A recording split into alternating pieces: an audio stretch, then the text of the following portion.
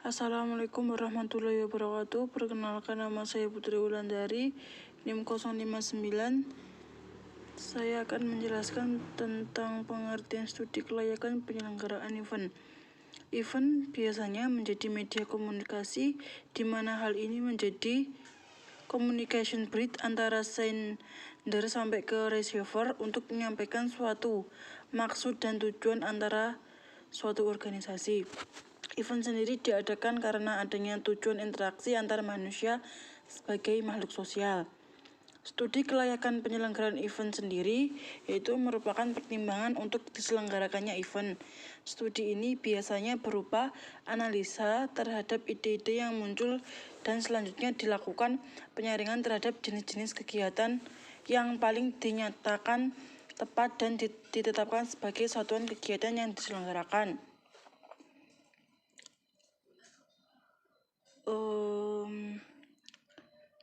Meskipun demikian, tidak sedikit ide event yang muncul karena pembicaraan saja, melainkan pada praktiknya juga. Mengeluarkan dan menyaring ide-ide yang masuk mengenai pelaksanaan event yang harus mengacu kepada pengelolaan pelaksanaan event itu sendiri. Penyelenggaraan event yang sistematis akan membantu kita menghadapi keterbatasan situasi, misalnya keterbatasan akan sumber daya manusia yang akan melibatkan dalam event. Yang kedua, keterbatasan atas waktu penyelenggaraan yang sempit, keterbatasan atas dana yang dimiliki, dan keterbatasan atas jaringan dengan pihak terkait. Hal pertama yang paling penting untuk melaksanakan event adalah penetapan waktu dan pelaksanaannya. Sehubungan dengan hal ini, ketersediaan tempat dan waktu yang tepat untuk melaksanakan gerakan event. Banyak sekali penyelenggaraan event dengan waktu yang terbatas, tetapi perencanaan yang baik dan fokus akan mempengaruhi berhasil tidaknya event tersebut. Jadi, meskipun event tersebut dilaksanakan dengan waktu terbatas, tetapi perencanaannya diperencanakan dengan sematang mungkin. Karena waktu yang terbatas dan perencanaan yang tidak dibuat rinci pada tahap awal, banyak event yang menghadapi berbagai masalah pada tahap penyelenggaraannya.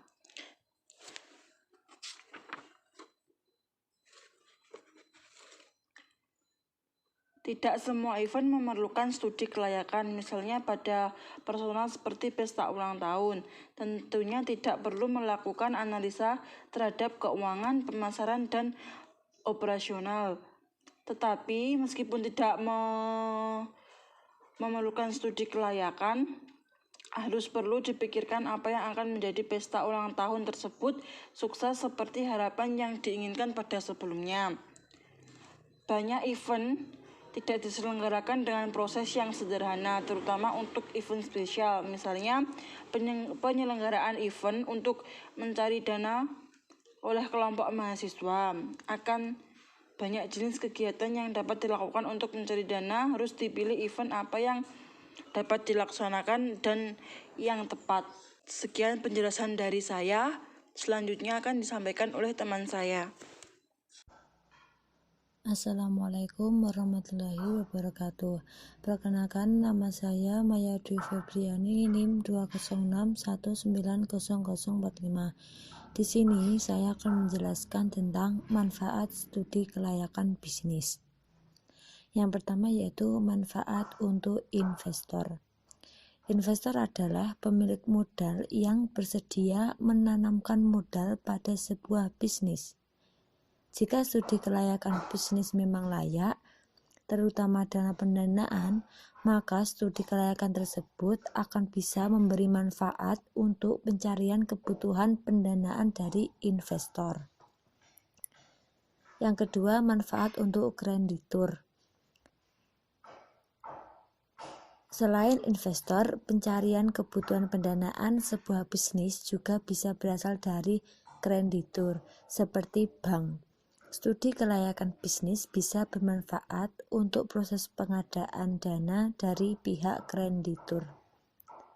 Yang ketiga, manfaat untuk pihak manajemen perusahaan. Studi kelayakan bisnis bermanfaat sebagai acuan mengenai potensi-potensi bisnis di masa depan bagi pihak manajemen perusahaan untuk melihat bisnis dari berbagai aspek. Yang keempat, manfaat untuk pemerintah dan masyarakat.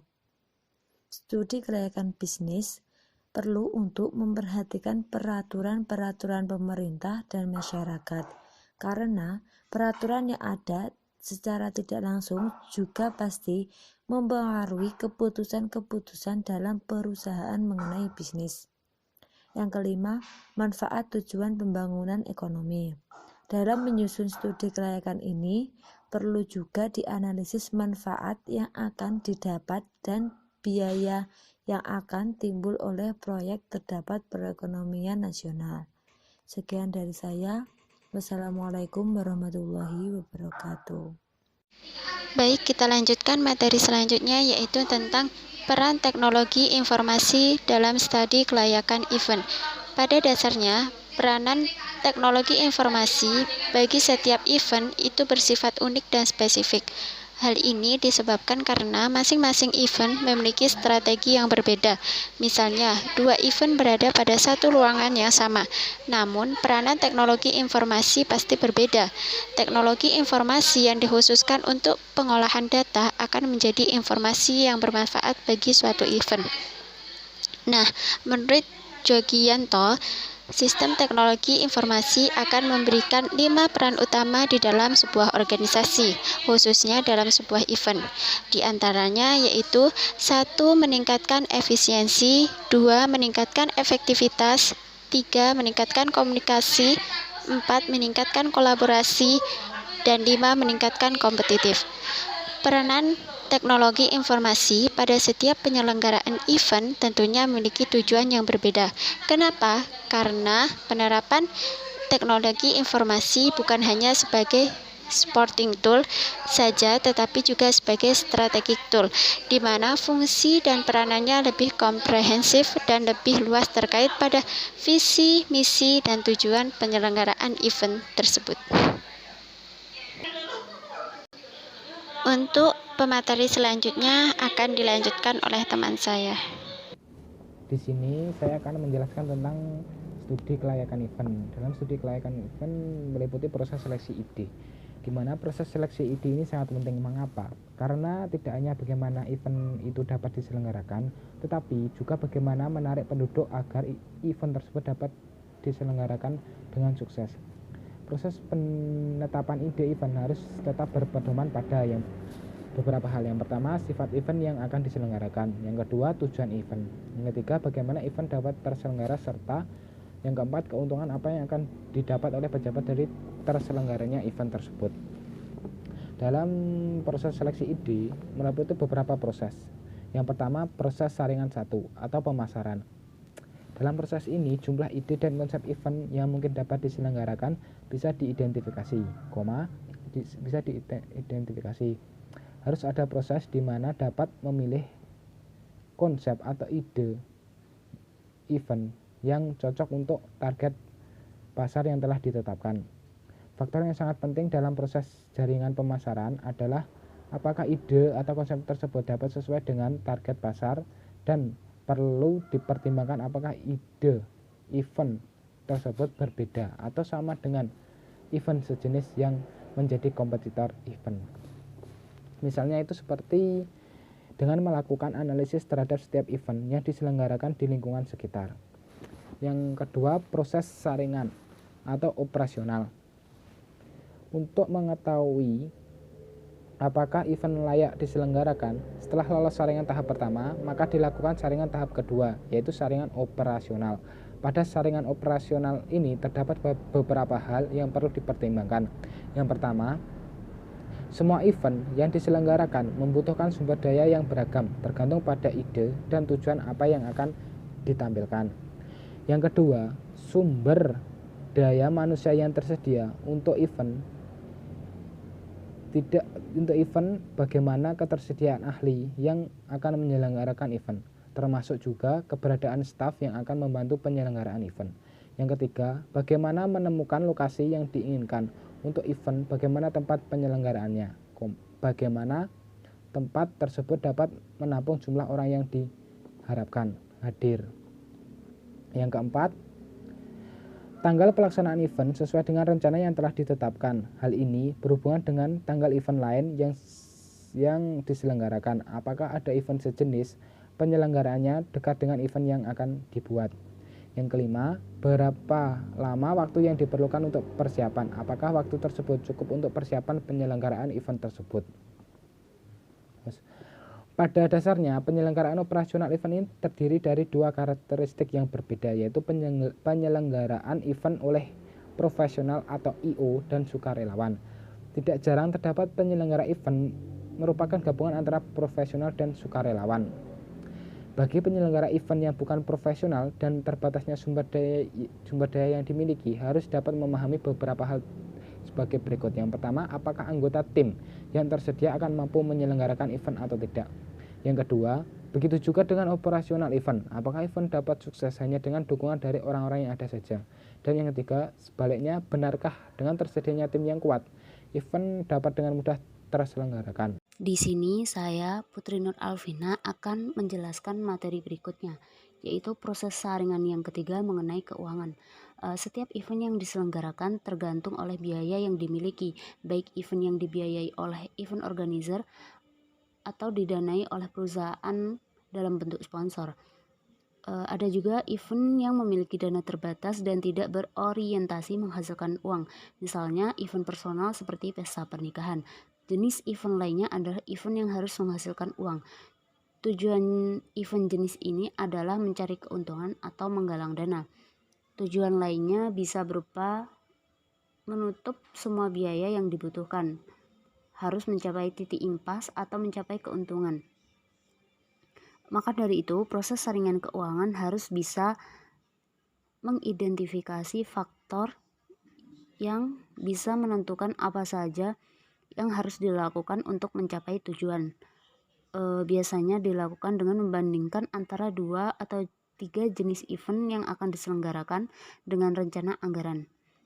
Perbandingan antara rencana keuangan event berawal dari informasi awal rencana keuangan hingga rencana pendekatannya. Beberapa hal yang harus bisa diidentifikasi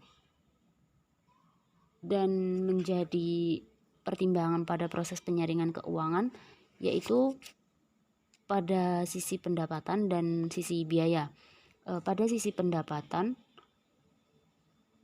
berapa orang yang akan datang pada event, berapa harga tiket yang akan ditetapkan, kemudian yang terakhir cara memaksimalkan pendapatan selama event berlangsung. Lalu pada sisi biaya, yaitu biaya untuk tempat penyelenggaraan event, biaya yang harus dikeluarkan untuk staf, penggunaan dekorasi yang akan mempengaruhi komponen biaya, konsumsi tambahan lainnya, makanan dan minuman yang dihidangkan selama event, kemudian penggunaan listrik, dan yang terakhir penggunaan asuransi untuk event. Komponen biaya tersebut harus disesuaikan dengan jenis event yang akan diselenggarakan. Untuk semua biaya operasional yang dikeluarkan tentunya juga harus menjadi pertimbangan dalam proses penyaringan keuangan. Sebagai contoh ilustrasi mengenai keuangan yang dikeluarkan sebagai investasi pada Olimpiade Beijing 2008. Yang pertama yaitu pendapatan dari event akan menutup seluruh biaya operasional. Yang kedua, modal yang dikeluarkan tinggi, akankah ada keuntungan lainnya? Yang ketiga, bisakah akomodasi yang digunakan oleh atlet selama Olimpiade berlangsung dijual atau digunakan untuk sesuatu hal yang lebih berguna atau bermanfaat setelah Olimpiade selesai, misalnya dijual kepada yang membutuhkan. Kemudian yang keempat yaitu pembangunan stadion benar-benar diperlukan karena memang ada kerusakan atau sudah tidak layak dipakai. Kemudian yang terakhir yaitu secara keseluruhan hal yang sangat penting, apakah event yang diselenggarakan sesuai dengan biaya yang telah disediakan. Kemudian menjalankan ide event. Memilih event yang sesuai dengan tujuan merupakan kegiatan yang mudah apabila 3 proses penyaringan telah dilaksanakan. dalam menentukan event yang akan diselenggarakan tentunya tidak lepas dari penyaringan proposal, sehingga proposal harus dianalisa dan disesuaikan dengan tujuan. Sekian presentasi dari kami, apabila ada kurang lebihnya mohon maaf. Akhiran, wassalamualaikum warahmatullahi wabarakatuh.